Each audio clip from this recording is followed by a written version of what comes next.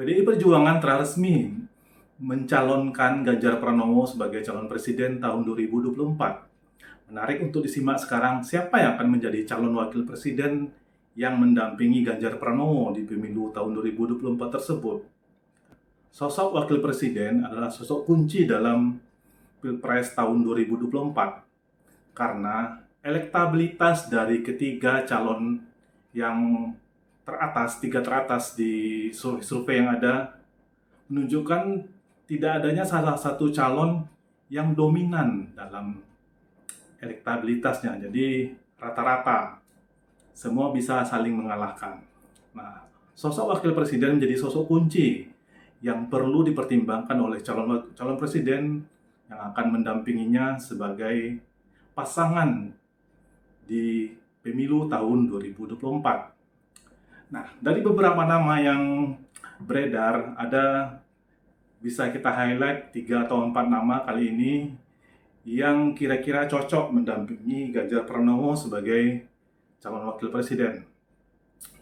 Yang pertama itu, sosok ini udah sering disebut sebenarnya, bahkan Partai Amanat Nasional telah secara terang-terangan mencalonkan sosok ini sebagai calon wakil presiden mendampingi Ganjar Pranowo, yaitu Bapak Erick Thohir.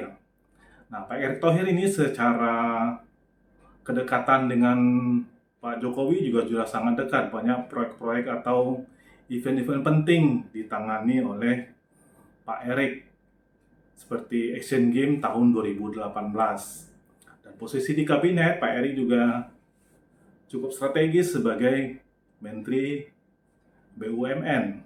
Kemudian manuver terakhir yang cukup menyita perhatian itu Pak Erick bersedia menjadi Ketua Umum PSSI. Jadi artinya ada langkah politik yang ingin, atau misalnya keuntungan politik yang ingin didapatkan dari pencalonan sebagai Ketua Umum PSSI. Walaupun kemarin panggung yang seharusnya didapatkan oleh Erick Thohir dari Piala Dunia U20 tahun 2023 yang seharusnya bisa menjadi panggung yang sangat penting untuk membuktikan bahwasanya kemampuan Pak Erick ini memang di atas rata-rata. Namun kenyataan tidak terjadi akibat manuver dari Ganjar Pranowo. Namun secara hubungan, kalau kita melihat bahwasanya Pak Erick ini cukup kompetitif untuk disandingkan dengan Ganjar Pranowo. Apalagi elektabilitas sebagai cawapres juga selalu muncul di permukaan.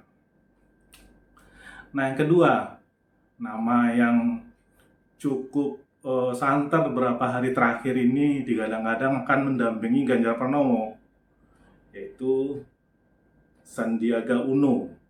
Nah, Sandiaga Uno ini telah mengundurkan diri dari Partai Gerindra.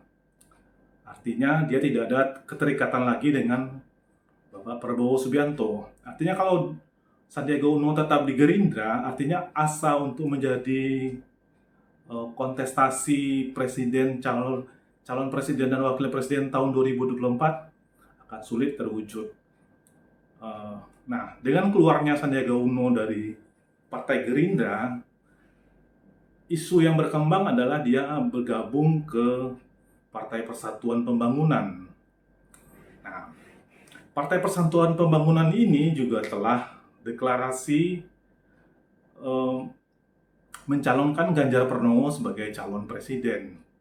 Jadi isu yang beredar bahwasanya Sandiaga ini pindah ke P3, nanti P3 akan menyodorkan Sandiaga Uno sebagai calon wakil presiden.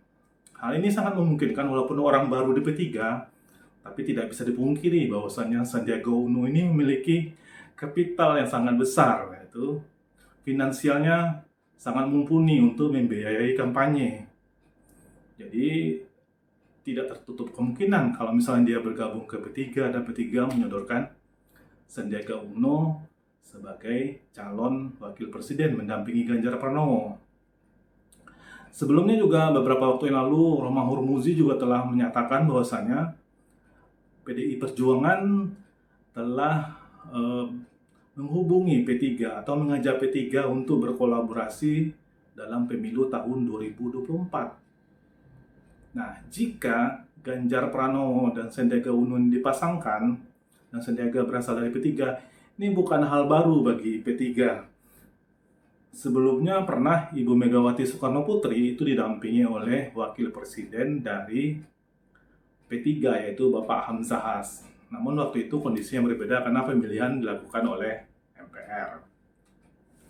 Kemudian nama yang ketiga yang perlu juga kita diskusikan adalah, atau kita bicarakan adalah Puan Maharani. Nah, bisa saja untuk pemilu 2024 ini, PDI Perjuangan mengusulkan dua nama atau dua calon dari internal mereka, itu capresnya Ganjar Pranowo dan cawapresnya Puan Maharani. Apakah ini mungkin? Rasanya mungkin saja, mengingat PDI Perjuangan memiliki golden ticket, dan bisa saja di pemilu kali ini Puan Maharani menjadi wakil presiden dulu, dan di pemilu tahun 2029 baru mencalonkan sebagai calon presiden. Tapi apapun itu nanti tergantung pada kalkulasi politik dari elit-elit di PDI Perjuangan dan beberapa partai pendukung.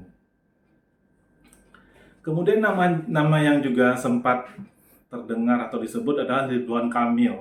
Namun Ridwan Kamil ini, walaupun secara elektabilitas dia cukup bagus di Cawapres, namun pada saat ini yang perlu diingat bahwasanya Ridwan Kamil ini telah terikat dengan Partai Golkar karena telah bergabung dengan Partai Golkar. Artinya, keputusan politik yang akan dikeluarkan oleh Ridwan Kamil akan sangat tergantung kepada keputusan politik dari Partai Golkar. Apakah Partai Golkar nanti akan mendukung Ganjar Pranowo sebagai calon presiden dan bergabung dengan PDIP, atau malah mendukung Prabowo. Nah, jadi masih kita tunggu bagaimana sikap dari Partai Golkar. Nah, yang terakhir ini cukup ekstrim sih ya. Nama Prabowo Subianto. Mungkinkah akan bersanding Ganjar sebagai presiden, Prabowo sebagai calon wakil presiden? Nah, hal ini mungkin saja. Jadi di politik ini nggak ada yang nggak mungkin. Kalau misalnya ini terjadi, akan terjadi lagi dua kubu saja di pemilu tahun 2024. Jadi Ganjar dan Prabowo versus Anies Baswedan. Sepertinya sulit ya. Kenapa? Karena Prabowo telah secara gamblang menyatakan bahwasanya partainya akan semakin kuat di tahun 2024. Jadi presiden harus dari partai Gerindra. Begitu juga pernyataan-pernyataan dari banyak kader-kader Partai Gerindra mengenai calon presidennya harus dari Partai Gerindra. Semakin hari semakin menarik untuk kita simak perkembangan politik tanah air, khususnya calon presiden dan wakil presiden. Jadi tetap kita simak, mengikuti dinamika yang akan terjadi menjelang tahun 2024.